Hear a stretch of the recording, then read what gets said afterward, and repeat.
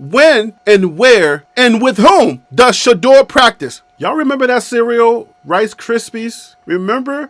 They used to say when you pour the milk on it, it used to talk. Do you remember listening and trying to see what it says? Anyway, listen. These numbers on your screen right now, they're talking.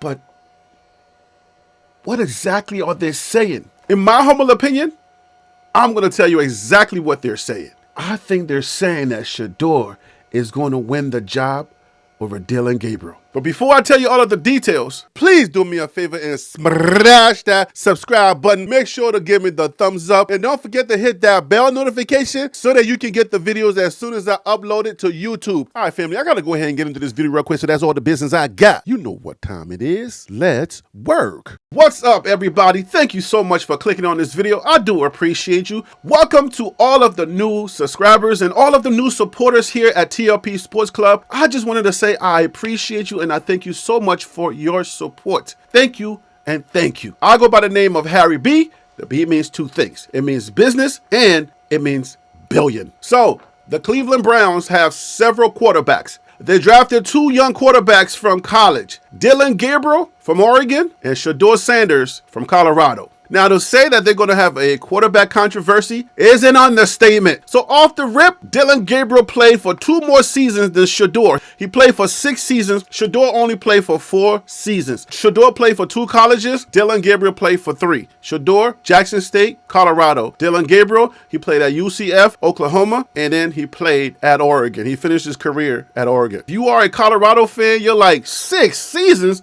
OMG. Can you imagine if Shedeur played for 6 seasons? His numbers would be astronomical. But if you are an Oregon Dillion Gabriel fan, you'll be like, yo, pump your brakes. That's not how this works. Dillion did not start all of those years. His numbers would definitely look different if he was the starter. So calm down. I know you're all Shedeur lovers and everything, but calm down. That's not how you read these numbers. They will be right, okay? That is definitely not how you read these numbers. But you get back to the Shedeur fans, and they're like, well, hold up. Did you just say he didn't start for all of those years? He didn't start, huh? He ain't start, huh? Well, Shedeur certainly did start all 4 years. So if he didn't start, doesn't that mean that somebody was way better than him? And why did he not start? The Oregon fan is going to come back and be like, well, if his daddy was the coach of all of the teams that he played for, maybe he would have started too. So, okay.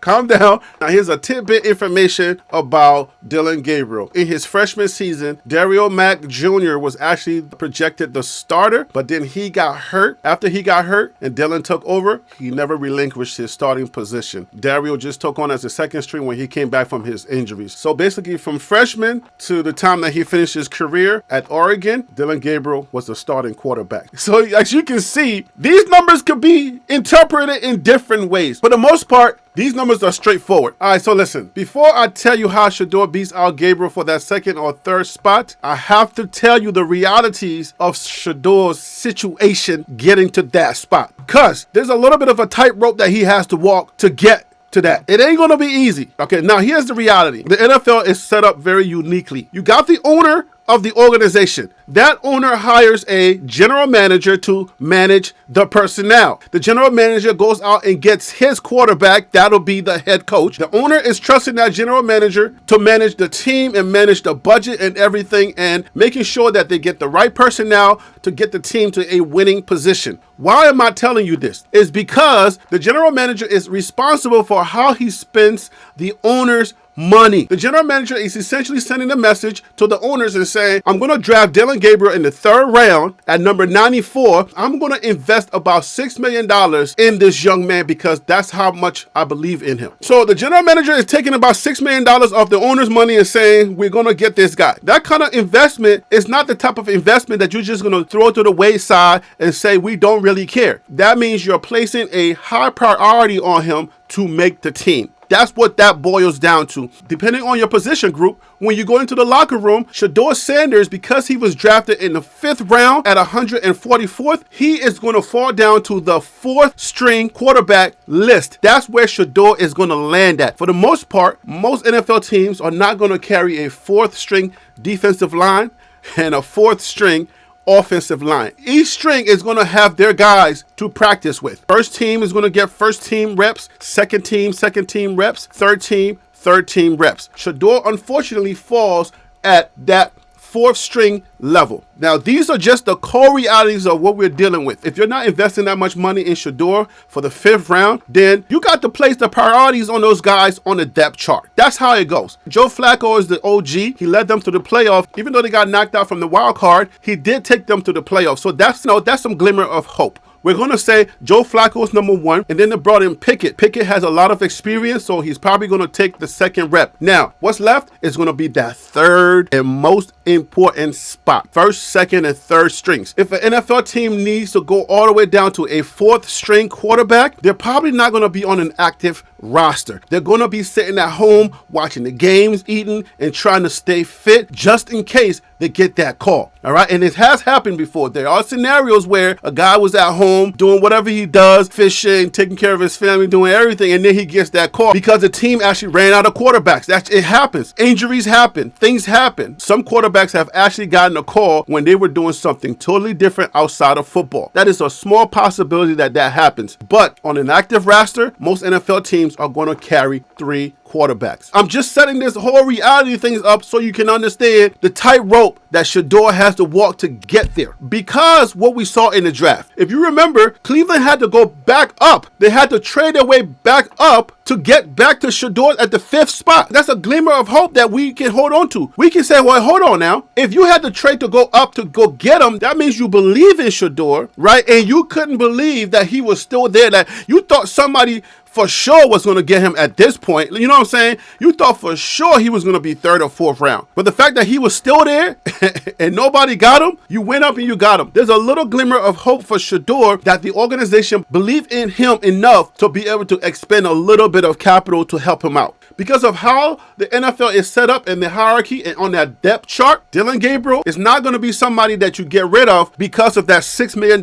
investment. You don't invest $6 million plus into somebody and then just get rid of them. That's not how the NFL is set up. So you're prioritizing him for that 3rd spot. So Dillion and his family and Dan Lanning, who's probably texting and saying, oh, yo, we don't play for clicks. We play for values. And we, you know what I'm saying? Like, kick that dude's butt. Kick his butt. I'm sure Dan Lanning, he get on my nerves. Ooh. I'm sure Dan Lanning is saying, kick his butt. You know he playing for clicks. He ain't you. You play in a better conference and da-da-da-da-da. I'm sure Dan Lanning and them, they are resting assured knowing that Dillion Gabriel is going to end up on the roster no matter what happens. Being picked in the 3rd round at number 94, Dillion Gabriel is practically on that roster. Here is what I hope happens. I'm hoping that the owners and the organization see all of the excitement that Shedeur is already creating around the team. I'm hoping that that's getting him some capital because he's going to need it. At 4th string, you are not the priority, okay? If you are drafted in the 5th round, you are not the priority and you can get cut very easy. So they're not going to put no priority on you. The 1st team has already practiced. The 2nd team has practiced. The 3rd team has practiced. When and where is Shedeur going to get the reps? The draft slide dance is all over now. We're over that. It's time for us to start taking this stuff in. When and where and with whom does Shedeur practice? It's reality. Where and when does he practice? And with whom? That's very important. I'm hoping that with the energy and with the fanfare and the type of buzz, having the number 1 jersey sold, I'm hoping that kind of buzz and that kind of energy that he's already creating around the team, I hope that buys him more capital. Where the head coach, where the owner, right? The people in the front office who are seeing all this money come in, all this new energy, they cannot ignore that. They cannot ignore that. If you are a business person, you can't ignore that. I know all the football people are like, oh, nobody cares about it. But listen, you cannot ignore that. That's going to buy Shedeur some capital. And the owner can make a phone call and say, hey, man, let's get him more reps or let's get him in there and see what he can do. They're going to make some type of investment now because Shedeur has bought himself some capital. All right. Shedeur is buying value for himself and getting into the good graces of the front office. And whenever you have the good graces of the front office, all they have to do is just make a phone call, tell the head coach, get him some playing time. That's it. So let's just say that happens. and Shedeur is able to get some reps. This is where what I'm about to tell you, that's where it's going to sink in. So if Shedeur gets those reps, that's where my confidence is coming from. We're not saying give the job to Shedeur. Give the job to Shedeur because we have emotions. We're emotional about Shedeur X, Y, and Z. Dillion Gabriel is a really good player. He played at Oregon. He played some really good teams. My confidence is coming from Shedeur's ability to play the game of football and how poised he is. That's where my confidence is coming from. So all I'm saying is just give him the opportunity and you will see what I'm talking about. Shedeur Sanders can make that team. Trust what I'm telling you. So let's get into these numbers so I can tell you where I see Shedeur actually gaining leverage over Dillion Gabriel and winning that third spot. Let's talk about these numbers. Let's go. Let's go over the numbers and then we'll break it down and I'll tell you just what these numbers are saying. Games played, Shedeur 50, Gabriel 64. Passing yards, Shedeur 14,347, Gabriel 18,722. Passing touchdowns, Shedeur 134, Gabriel 155. Rushing touchdowns, Shedeur 17, Gabriel 33. Calm down, I said calm down. I know what y'all are thinking, okay? Well, Gabriel played 2 more years than Shedeur. Just calm down. Let me just give you the numbers, all right? Completion percentage, Shedeur 70.1, Gabriel 65.2. Interceptions, Shedeur 27, Gabriel 32. So now, let's take it from the top and let's just break it all the way down. We're in the NFL now. These college numbers aren't going to mean anything real soon. We don't have any numbers for the NFL yet, so we got to deal with these college numbers still. Until they start putting up NFL numbers in the preseason and then eventually in the actual season, we got to deal with these college numbers. As far as games played, what does these numbers say? The more games you play, the more experience you're going to have. So Dillion Gabriel playing 2 more seasons than Shedeur is going to say that Gabriel has the more experience. Took more snaps. He played in more games. Situational football. There's going to be different linebackers from different seasons that would attest his will to win. Dillion Gabriel has gone through the gauntlet in different seasons to really test him at the quarterback position. So he has more experience. So when it comes to games played, that's what the numbers are saying, that Gabriel has the more experience over Shedeur. If you're keeping score, put 1 in the box for Gabriel. So everyone has their own path. Whatever path that Dillion took, that's the path he took. So you can't necessarily argue and say, oh, well, he played a lot more. He played 2 more seasons. That's his path. You can't really argue about that. The number of games played is advantage Gabriel, but I believe as we move down the list, the number of games played is either going to advantage Gabriel or we're going to start being able to make an argument against those numbers played. Put 1 on Gabriel's side, okay? Shedeur has 14,000. Gabriel has 18,000. The number of passing yards pretty much is affected by number of games played. So Shedeur is really inching up. So if you divide Dillion's 6 years by his 18,722 yards, you get roughly 3,100 plus yards. If you divide Shedeur's numbers, you get roughly 3,500 yards. So if you are projecting Shedeur should pass Gabriel if they had equal amount of time playing. So we're going to go ahead and give that bracket to Shedeur. So put 1 in Shedeur's bracket. Right now, if you're keeping score, is 1-1. For the passing touchdowns, this one is a little bit more glaring than the other numbers. For 6 years as a starter at 3 different schools, you don't even have to divide. You can just look at the number and see like, dang, you're like literally if he plays like 4 or 5 more games, he got him. If you divide 155 by 6, you will get about 25.8. That'll be the average number of touchdowns that he would have averaged over those 6 years. If you divide Shedeur's 134 by the number of years he played, which is 4, you get about 33.5. So Shedeur playing the same amount of years, he would have eventually surpassed Dillion Gabriel in number of touchdowns if he played the same amount of time. In Shedeur's bracket, that's 2 for Shedeur, still 1 for Dillion Gabriel. I told you these numbers are talking.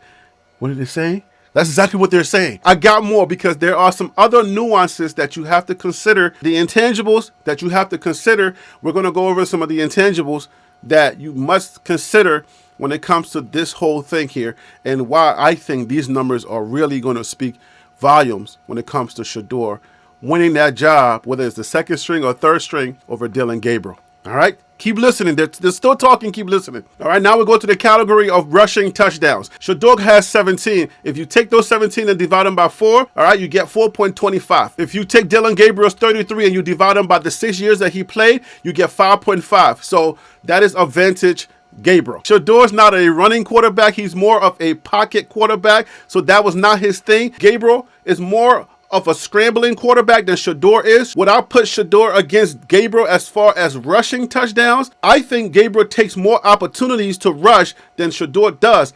But Gabriel also had many more opportunities to score more rushing touchdowns, but we're going to go ahead and give the rushing touchdowns to Gabriel. So now it is tied 2-2.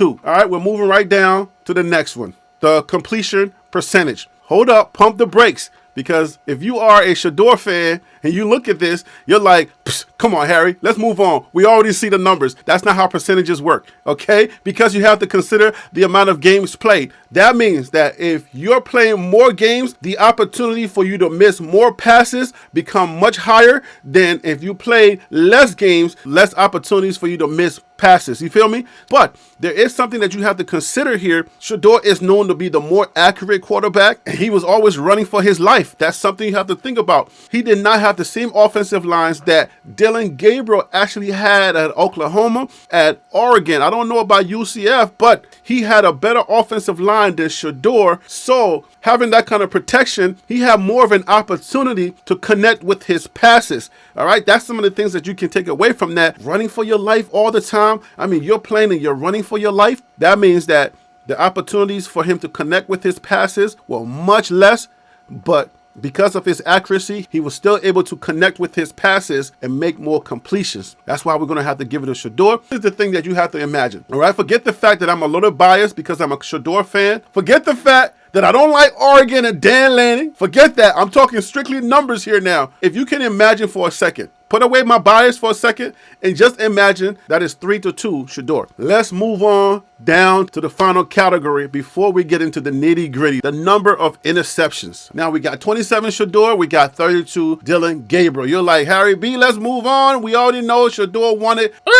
Pump the brakes. That's not how it works. Because if you play more games, just like the last category, the more games you play in, the more opportunities you're going to have to throw interceptions. The last two categories are kind of like intertwined for the most part. Your accuracy is also going to play into the number of interceptions you either throw or do not throw. If we're breaking these numbers down and we're using the same sort of argument for completion percentage and the accuracy, we're not going to go into how the interceptions happen and all of that. We're just going to use the numbers, okay? Shedeur has the slight advantage when it comes to those numbers that are on your screen. Now, let me talk to you about the intangibles, the things that you can't really find on paper, you're not really going to see on the stat sheet. Let's talk a little bit about intangibles. NFL readiness. If we consider the 2 extra seasons that Dillion Gabriel played, he will have the more experience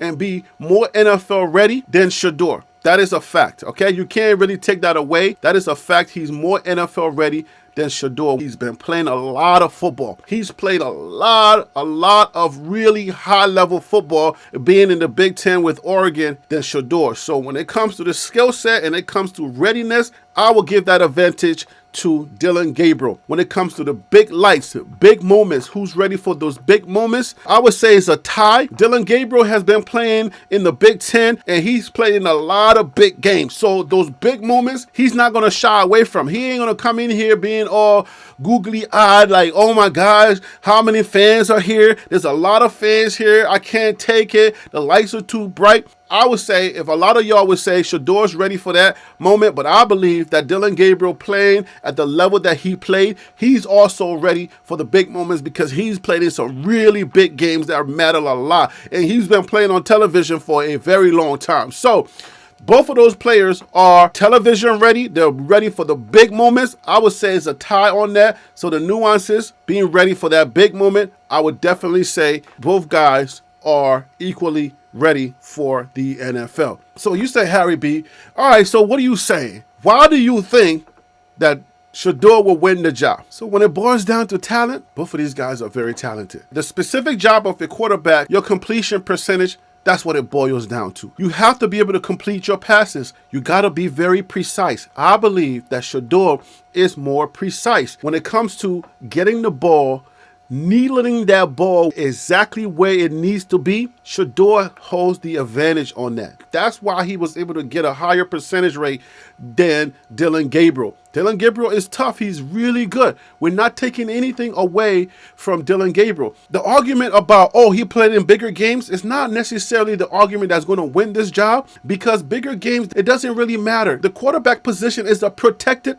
position. So then if you are being protected by these hungry hogs, these hungry hyenas that's out there, these big fat guys that are in front of you protecting you, then what essentially is your job? Your job kind of boils down to two things. Get the ball to the receiver and make sure that you put it somewhere where only he can catch it. That's what it really boils down to. You got to be accurate. If you're not accurate, if somebody's protecting you all day, let's just go back to Tom Brady days and his O-line. Tom Brady used to go to sleep, wake up, make eggs and drink some coffee. And then when he's ready, he just throws the ball and then goes back to sleep. And he's like, that's how much protection he had. Now imagine Shedeur has that protection. If your O-line, your offensive line is protecting you, you got to be able to make your reads, find your receiver, put the ball where the receiver can catch it. That's it. Listen, I'm not trying to overly simplify or degrade the job of a quarterback. I'm not saying that. All I'm saying is, if you have a good O-line that's protecting you, you are a protected player. Your job should be simple. Put the ball where it belongs. Can you do that? If you're protecting, you can't put the ball where it belongs and the receiver has to overstretch or is underthrown and they have to come to the ball. If that's the case, then you're not really doing your job. If you can needle or you can thread the ball specifically where it needs to go in tight situations, we give the advantage to Shedeur, because if you listen to analysts, they say he has that skill set. He has more of that skill set. That's why you will see the numbers kind of, leaning his direction as far as completion, less interceptions. So that's a part of it. Again, listen, fans, Dillion Gabriel is a good athlete. I ain't saying he's not good. Shedeur is that much better.